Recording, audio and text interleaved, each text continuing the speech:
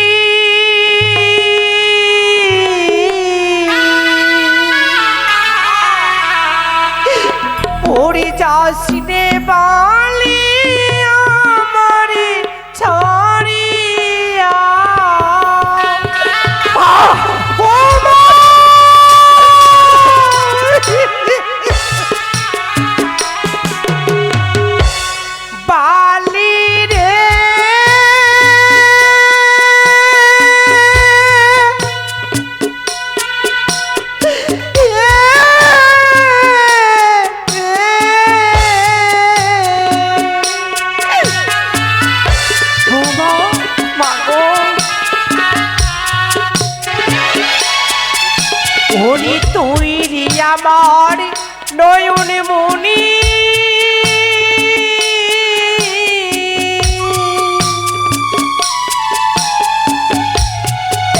ওরে অঞ্চলেরই শোভা বেহুলা ওরে বেহুলা চলে যাবে বাঁচব না গো মা। শোনো বাবা আর বিলম্ব করো না এই মাত্র মা দুই ছেলে যাদব মাধবকে ডেকে দাও। বেশ তাই হবে মা, চলো ছোট মা, আমরা দেখি না কেন। ও যাদবে আই রে বাছারে ওরে ও মাধবিয়া ওরে কোথা হইতে কাগের ছানা পত্র ফেলে যাই কাকা। মা! বৌমা!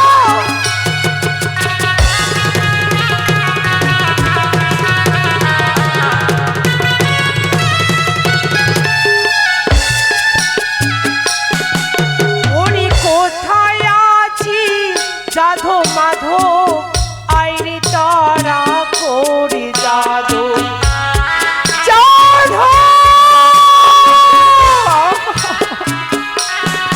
কোথায় আছিস বাবা? হচ্ছে বড় বিপদে পড়েছি, ছুটে আয় বাবা, ছুটে আয়। যাদব!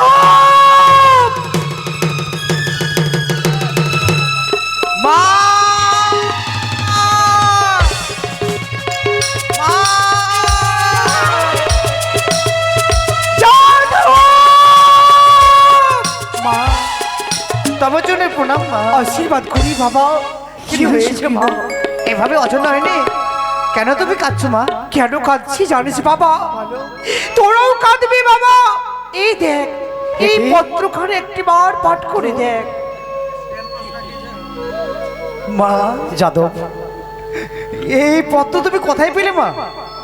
এই তো পত্র নয়, দেখে মনে হচ্ছে একখানা শাড়ির টুকরো, কিন্তু এই পত্র পেয়ে তুমি অমন করে অজন্য হয়নি নয়ন বাড়িতে কি করছো? ওরে যাদব, যেই শাড়ি পরি বেহুলাকে আমি বিদায় করে দিয়েছিলাম সেই শাড়ির যে অঞ্চল ছিল বাবা। বাহ, কিন্তু কিন্তু পত্র দেখে তো মনে হচ্ছে আমাদের বেহুলার হাতের লেখা। তার মানে কি বেহুলা পাঠিয়েছে? দেখি দেখি। শ্রী চরণে সুমা ও বাবা, ও আমার তৎসঙ্গে আমার ছটি দাদার চরণে রইল আমার সহস্র কোটি প্রণাম। তার সঙ্গে আমার ছটি দাদার ছটি পদের সঙ্গে এবং ছটি পদের কাছে রইল আমার সহস্র ভালোবাসা। বিয়ের বাসরে ঘরে প্রথম প্রহরে গেল আমার বাসর ঘরে দেখিতে, দেখি দ্বিতীয় প্রহরে গেল আমার পাশা খেলিবারে, তারপরে ভাই তৃতীয় প্রহর দাদা এটি হচ্ছে এই বেহুলা মনের লেখা, মানে বেহুলা পাঠিয়েছে। হ্যাঁ ভাই পর আর তৃতীয় প্রহরে গেল আমার রন্ধন করিতে। দেখেছো মা? তোমার তো গর্ব হওয়া উচিত। আমাদের বেহুলা বোনটি তার স্বামীর কাছে মানে স্বামীকে সেবা দেওয়ার জন্য সে রন্ধনে করেছে। সত্য বাবা। আর চতুর্থ পরে কি লিখেছে জানো? কি? চতুর্থ পরে কোথা থেকে একে বিষধরে নাগিনে এসে তাই তো আমার স্বামীকে করেছে দংশন। ওই মৃত্যু স্বামীকে গলার মালাই করে ভেসে চলেছি আমি অকুল সাগরে। এই বাবা রে! বেহুলা আমাদের কাছে আর নেই, ওই তার স্বামীকে নিয়ে চলে গেছে ওই অমায়া সাগরের জলে। ফিরিয়ে এনে দে বাবা, ওই বেহুলাকে আমার কাছে ফিরিয়ে এনে দে। তুমি শান্ত হও মা, শান্ত হও। দেখবে আমাদের বেগুলা মন্দির কিছু হতে পারে না। তাই তুমি আমাদের যত শীঘ্র পারো আমাদের বেগুলা বোনটি মেলনির ভার খেতে বড্ড ভালোবাসতো, তাই তুমি নিজ হস্তে মেলনির ভার সজ্জিত করে দাও। এই মুহূর্তে দু ভাই মিলে ছড়ে যাব ওই নদীর কিনারায়, না জানি আমাদের বেগুলা বোনটিকে আমরা ফিরিয়ে নিয়ে আসবো। সত্য বলেছিস বাবা, আমি অতি যত্ন করে মিলানি ভার সজ্জিত করে রেখেছি। এই মিলানি ভার নিয়ে বেহুলাকে বিদায় করে নিয়ে আসবি, এগো জানি না করি। আর তোর সুবল দাদাকে নিয়ে যাবি সঙ্গে করে। বেশ তাই হবে মা, তুমি উত্তেজিত হয়েও না। চলো মা চলো, যেভাবে হোক আমাদের বেহুলা বোনটিকে আমাদেরকে ফিরে নিয়ে আসতে হবে। বেশ বাবা।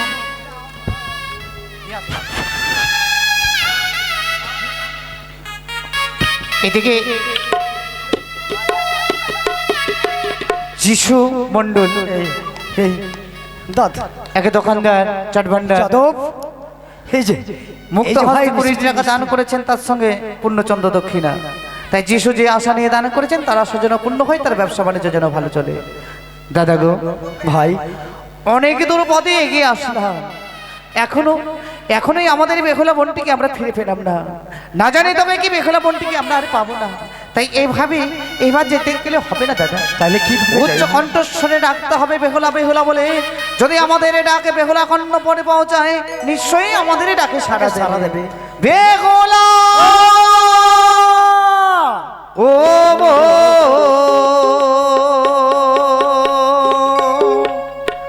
বেহুলা রে,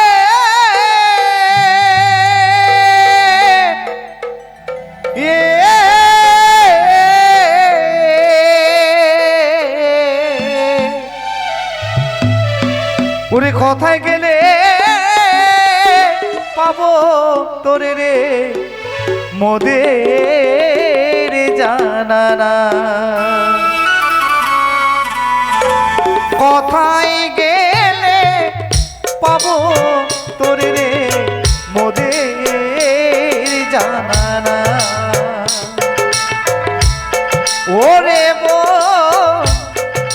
বেহুলা রে,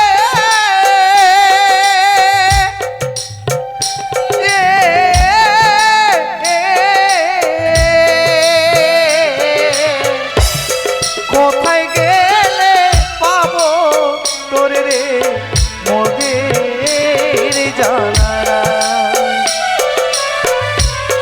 কোথায় গেলে পাবো তোরে রে মোদের জানানা? বেগুনা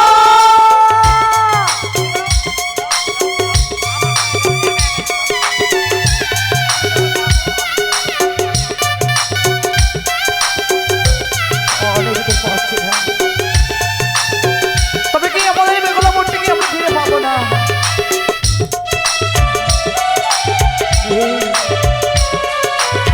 এখনই আমাদের বেগুলা বোনটিকে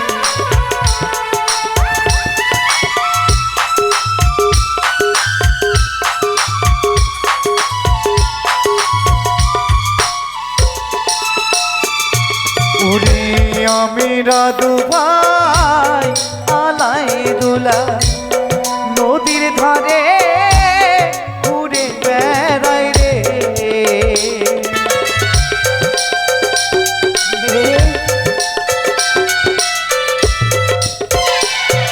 ওরে আমি রাধু ভাই আলাই দুলা নদীর ধারে ঘুরে বেড়াই রে। ওরে বোন বেহুলা রে,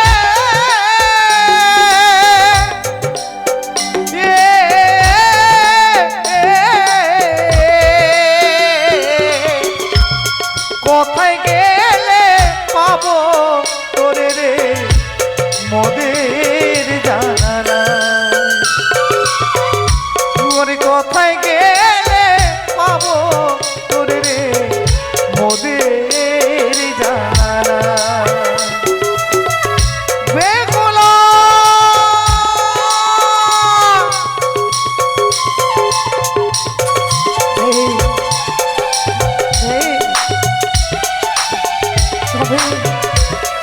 আমাদের বেগুলা পড়ছে।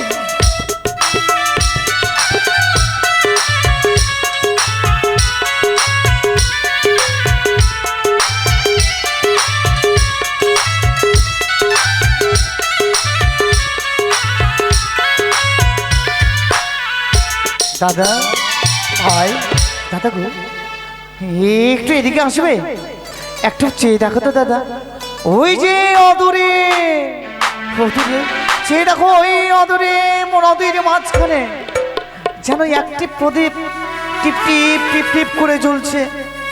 সে তো সময়, আজকে নদীর জলের ঢেউয়ের স্রোতে যেন প্রদীপখানা জলের তলে তলিয়ে যাচ্ছে। আবার যেন ঢেউয়ের নিকাশে আবার যেন প্রদীপখানা ভেসে উঠছে। তবে কি আমাদের সেই বেহুলা মনটি অমনে করে ভেসে যাচ্ছে পাগলের মতো? মনে হয় দাদা, মনে হয় যে বেহুলা ভেসে যাচ্ছে। তুমি একটিবারে ডাকো দাদা, বেহুলা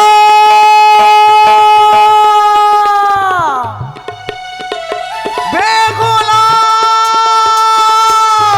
হে দাদা, আমি শুনতে পাই দাদাদের কণ্ঠস্বর। তবে কি আমার দাদা এসেছে না? আমায় উচ্চ স্বরে ডাকতে হবে। হে দাদা, ও দাদা বেহুলা, হে দাদা বেহুলা।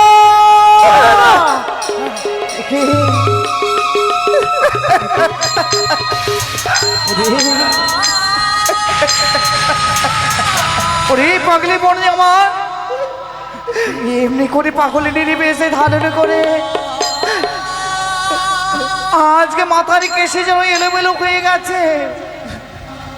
আর এই খোলারে বেলায় করে তুই কোথায় ভেসে চলেছিস? দাদা, কোথায় যাবি বোন? বড় আশা করি আমার বিয়ে দিয়েছিলে তোমরা। আজ আমি তো স্বামী বাক্যে করে ভেসেছি, আমি অকলে সাগরে যাবো দেবতা না করে বলে। ওরে পাগলি বোনে আমার, এমনি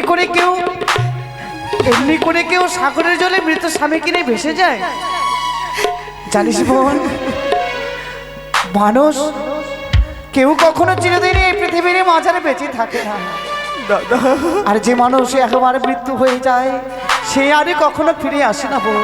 আমার মনে যে বড় দৃঢ় বিশ্বাস দাদা, যদি আমি স্বামী নিয়ে যেতে পারি দেবতা নগরী, আমি যে আমার স্বামীর প্রাণে ফিরিয়ে বাবা। ওরে পাগলি বোন, তুই কখনো দেখেছিস, কখনো শুনেছিস যে একেবারে মৃত্যু হয়ে যায় আবার পুনরায় জীবিত হয়? হয় না বোন, হয় না রে। তাই আজকে তোকে এইভাবে আমরা ভেসে যেতে দিতে পারি না। আমরা দু ভাই মিলে কেন এসেছি জানিস? কেন? ও ফিরে চলো দাদা, ও মোর ঘরে,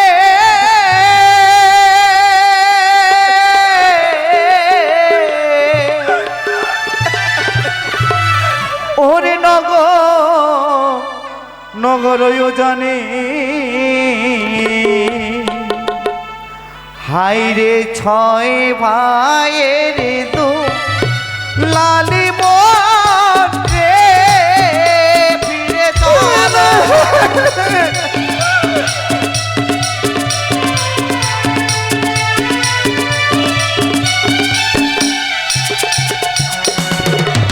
ওরে ফিরে চলো, ফিরে চলবো নগরও জানে, ফিরে চলো। ও মরি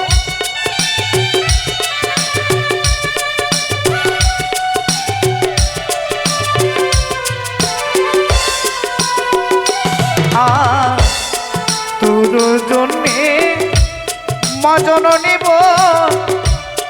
কে দেহ পাগল, হাই রে ছয় ভাই।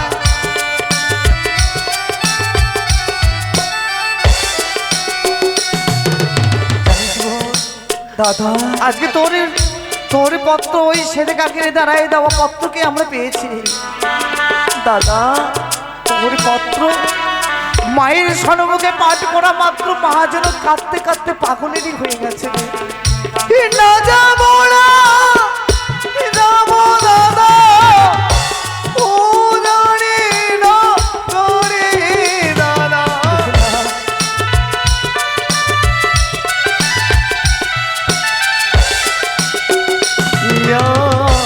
না যাবো না, যাবো দাদা, ও জানি না করে।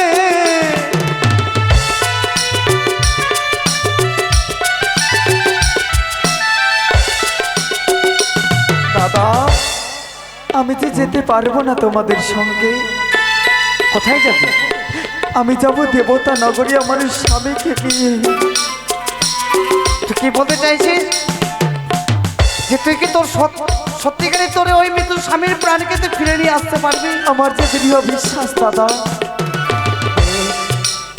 আর যদি তাই হয়, যদি তোর মনের বিশ্বাস সত্যিকারে থাকে যে সত্যিকারে তোর মৃত স্বামীকে তুই দেবো সবাই গিয়ে ফিরে নিয়ে আসতে পারবি, তাহলে তোর পথের কাটা হয়ে আর থাকতে চাই না। তবে চাই দেখ,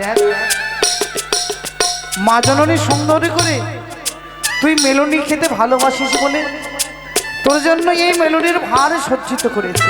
দাদা আর এই মেলুনির ভারখানা নিয়ে মায়ের দেওয়া মেলুনির ভারকে অপমান করিস না বোন। নে এই মেলুনির ভারটি নে। পারবো না দাদা, প্রতিজ্ঞা করেছি মৃত স্বামীর যতক্ষণ না প্রাণ ফিরে পাবো ততক্ষণ যে আমি অন্য সেবা নেব না। তার মানে এই মায়ের ভার মেলুনি তুই খাবি না? না দাদা। বেশ, এই মায়ের দেওয়া মেলুনি বড় আশা করে আমাদেরকে দিয়েছিল, বলেছিল যাদব মাধব। তাইলে কি করবো রে বোন? তোর বেহুলা বোনটিকে নিজ হস্তে এই বেলুনের ভারকে তুই তোরা খাইয়ে দিবি। দাদা তাই এই মেলুনের ভার যখন তুই আর খালি নে, তাহলে কি করবে? কি করবো বোন? জানো দাদা, এই মেলানির ভার অপমান করো না, সুন্দর করে মাটি খুদে এই মেলানির ভার চাপা দাও। আজ থেকে ঘাটের নাম রাখলাম আমি এই চাপা তলার ঘাট। বেশ, তাই করবো রে বোন। বেশ ভাই, আজ যখন বড় হয়ে গেছিস, একটি মনে নেই তোর যখন ছোট ছিলাম দাদা যেই দাদা তোকে তোর মুখে অন্ন না তুলে দিয়ে এক অংশ অন্ত জল গ্রহণ করতো না। দাদা আজকে তুই সেই দাদাকে অপমান করেছিস। যে মা জননী তোকে 10 মাস 10 দিন ধরে গর্ভে ধারণ করেছিল, সেই মায়ের দেওয়া মেলুনের ভারকে তুই অপমান করেছিস। তবে যা, আমি তোকে অভিশাপ করলাম, এই মেলুনের ভারের জন্য তোকে একদিন যোগ যোগিনীর বেশ ধারণ করতে হবে। জানিস আমাদের একমাত্র আদরের ছোট্ট বোন, তাকে তুই অভিশাপ করলি শেষ পর্যন্ত। না জানি আমি কি বলতে কি বলে ফেললাম। বন্ধুরে,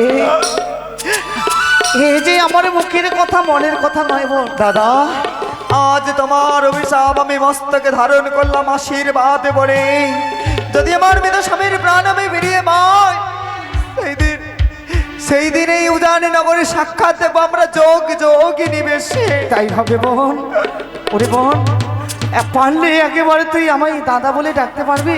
দাদা বেহুলা, দাদা তবে তুমি আমায় আশীর্বাদ করবে না বরদা? প্রাণে ভরে আশীর্বাদ। আশীর্বাদ বিদায়। বেহুলা বিদায়। বেহুলা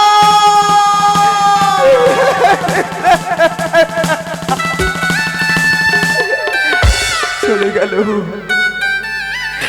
যেতে পারলাম না, কিন্তু অভিশাপ মস্তকে আমি ধারণ করলাম। আরে কত আমায় পরীক্ষা দিতে, আরে কত পরীক্ষা দিতে। আরে চাপা তলার বাকবালি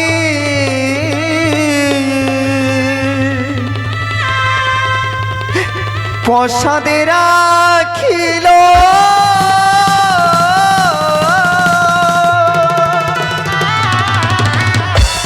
ইয়ারে উজাড় পথে বেলা নয়ে